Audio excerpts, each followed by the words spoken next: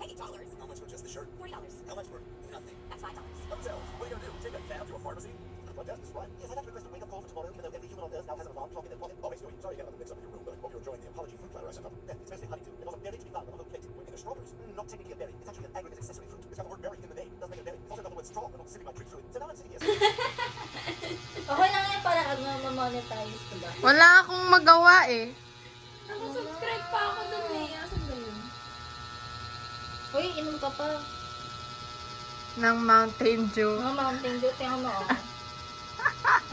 Magic Mountain Dew. Isa pa lang yung video mo eh. Kaya nga, dadagdagan ko na nga. Kaya nga ako nag-video. 3 weeks ago pa.